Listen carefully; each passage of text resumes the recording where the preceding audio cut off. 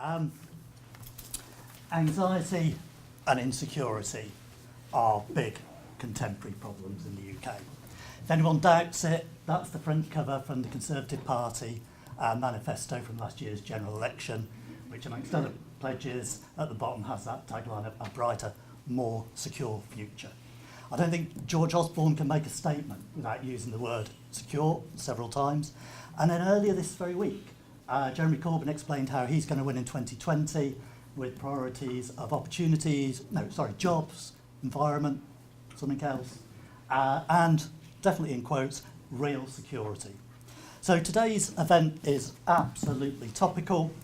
Big thank you to everyone who's made today happen, and I'm very grateful for the opportunity to be involved. Now, my interest in insecurity came about through an ongoing project I'm doing researching insecurity and looking at some solutions. So I think you should all have a copy of this very shiny, that lovely fresh smell of a new report. But that's number 2. The first one was this one, because it's got anxiety in the title. You have to have a young person looking anxious as the front cover. And what this was a straightforward literature review on the extent and impacts of insecurity.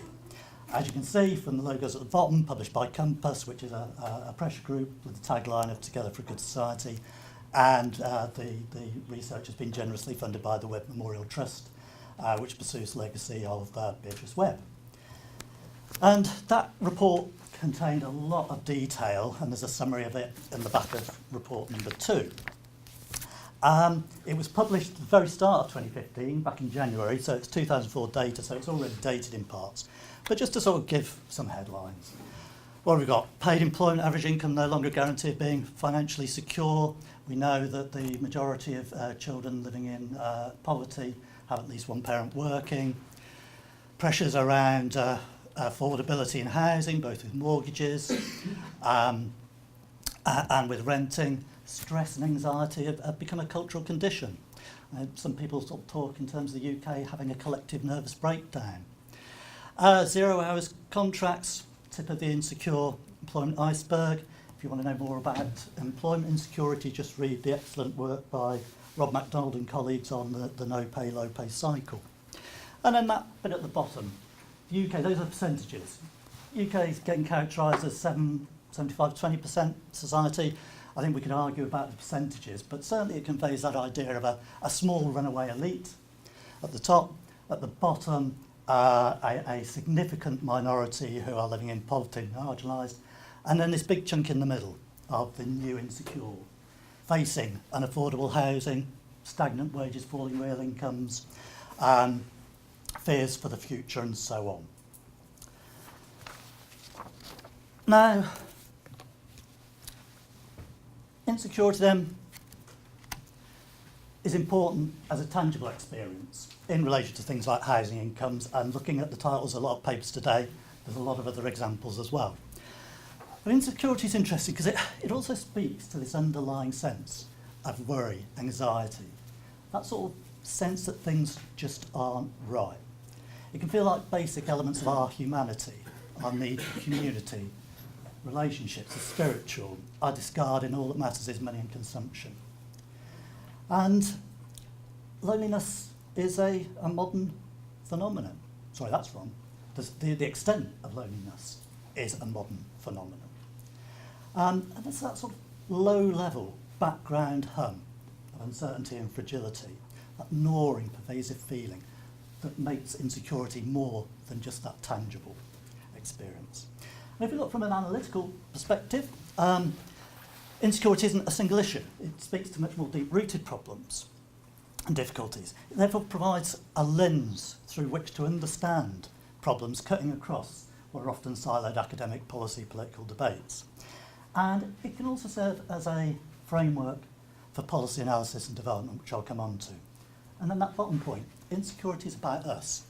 And again, that's a point I'll try and make, because if we talk about the poor, the homeless, people on benefits, it's always about them, others. However well-intentioned, it doesn't matter whether you think of them as oppressed, unfortunate, undeserving, whatever label you want to apply, it's still others and othering. Whereas when we talk about security, it's about us, and the solutions to insecurity come about through creating security for all of us, not othering. Right, what's next then? So why is there so much insecurity? Ewan used the word neoliberalism, and I really like this. This was a recent Guardian headline from George Monbiot, the environmental and political activist. Neoliberalism, the ideology at the root of all our problems. So remembering your vivas, and they say, well, what's the problem? You just go, oh, it's neoliberalism. Don't. It's obviously journalistic licence he's taking there.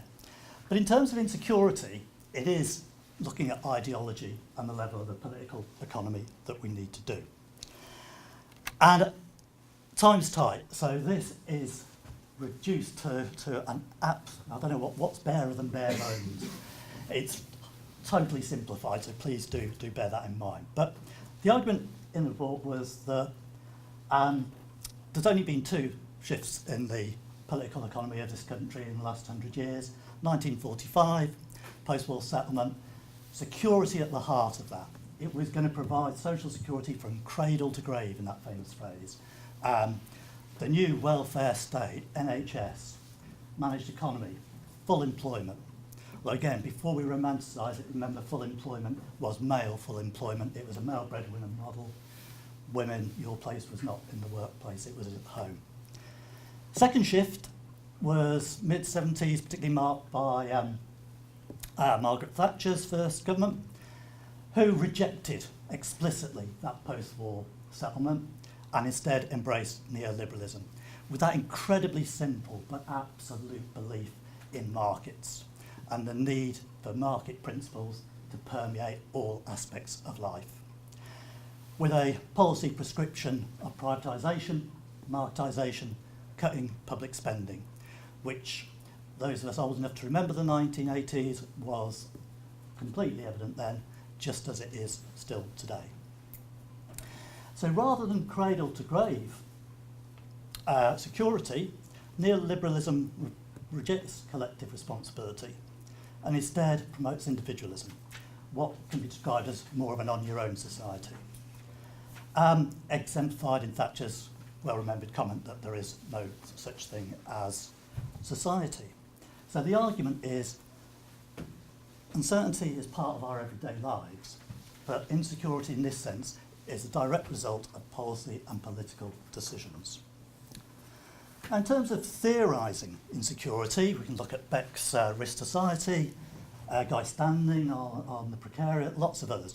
But what's really interesting is looking at Bauman's work in the early 90s, where he was making sense of the shifts that had started taking place. And just a couple of quotes from him that are so prescient. Again, remembering he was writing now over 20 years ago. The roots of insecurity lie in tendency to dismantle, deregulate, dissipate the once solid and relatively lasting frames, which concerns and efforts of most individuals were inscribed. Again, I'm sure we can all think of concrete examples of that. But then that less tangible aspect, that the belief in bliss endemic to a life of consumption is anything but. It brings with it uncertainty, security, loneliness, the future of the sight of fear, not hope. And he uses other wonderful phrases like the sorrows of privatised existence. And he describes us as being left as pieces of flotsam in a shifting world, which I think is an incredibly evocative image. Right. Okay, well, that's the last 100 years and lots of theory done in how many minutes have I taken? 10. Right. So, with insecurity, such a problem, it seems a pretty obvious question to ask, yep, what are solutions? And I said this is funded by the Web Memorial Trust, and they are taking a very challenging attitude at the moment. This is from Barry Knight of the Trust, who says, nearly every week a new report appears setting out some aspect of the problem, and they're concerned with poverty, but this applies more generally, how it's getting worse, describing debt, so on, so on, so on. But despite this constant stream of commentary, little appears to change as a result. We need to put our energy not into descriptions of problems, but identifying the solutions we want.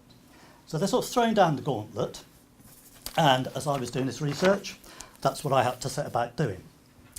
And the outcome is this report. So we don't have the anxious looking young person, instead we have somebody happily trampolining away who is secure and free. In terms of methodology, it's good that politicians are talking about security, but I'm not sure they're particularly solving it. So engagement with civil society was critical because there are already a lot of ideas and even detailed plans in existence within civil society. I mean, think tanks, academia, charities, all the rest of it. Methodology was conversations with purpose, at which I simply went round anybody who had talked to me, and I just sat there and said, listened to them describing problems, and said, okay, what's the solution? What's the solution? What's the solution? You get the idea. What do I mean by both and not either or? This explicitly rejected an ideological approach. If you started from an ideological approach, you'd say, well, the solutions are all free market. That's what we need, more free markets. Or you might say, well, it's all to do with capitalism, isn't it? We've got to get rid of capitalism.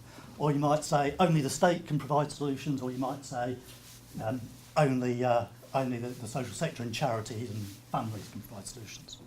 That doesn't really get us very far. It just takes us to the dead end. So this took very much an either-or approach. No, sorry, it took a both and not an either-or approach, didn't it? Yeah, sorry.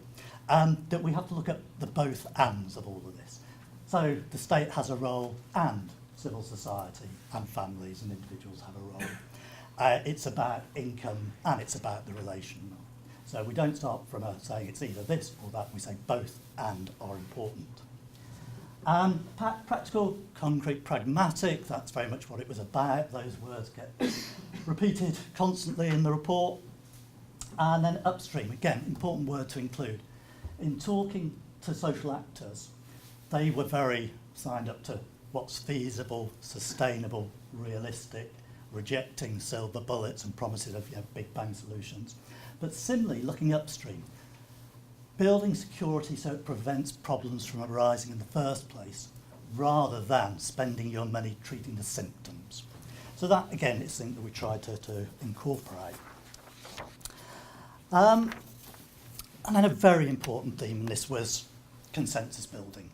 To redress security, insecurity, requires the kind of national change that you only achieve, or is incredibly difficult to achieve, unless you have a broad consensus about what needs doing. And in terms of doing this as research, it was really challenging, because it requires a very different mindset. And you have to get people to move beyond narrow tribalism of organisational, political, other labels. You have to really emphasise points of agreement. Instead of doing the classic, oh, well, I agree with 4 out of 5 on the list, but I disagree with that one, that's what I'm going to talk about. You have to constantly emphasise what is it that people agree on. And what's really encouraging is when you do that across the political spectrum, or certainly across the political spectrum in terms of traditions and perspectives within think tanks and the like, there's actually a lot of agreement. So this does draw on people like Bright Blue, Civitas, Centre for Social Justice from the right, Fabians, others on the left. And what was also really interesting was that when you move from the abstract to actually talking about the concrete policy ideas, it shifted conversations very dramatically. So the actual solutions. There's a summary, that's just a photograph, isn't it, of the summary which is on page 4. And they're very straightforward. There's a lot of consensus around the need for house building and improving the current housing stock to make it more environmentally efficient. Early childhood education and care, big consensus across political traditions about that. Same on unleashing social sector, which traditionally is a right perspective, but when they actually talk in concrete terms about things like family centres, it's far more in common that there are points of disagreement. So these focus very much on sort of core issues around jobs, incomes, secure and affordable housing. So again, minimum wages on there. People use very different language, but the idea that minimum wage should rise is agreed. Most difficult one, where there isn't agreement, is on the core issue of providing everyone with a decent basic standard of income. It creates it touches on lots of sensitive and difficult issues, but the best that came out of that was Compass offering to work with other civil society groups to see if any progress could be made. And certainly within civil society at the moment, there is no consensus and certainly no detailed plans on that basic issue as compared to other things like housing and whatever else. Okay.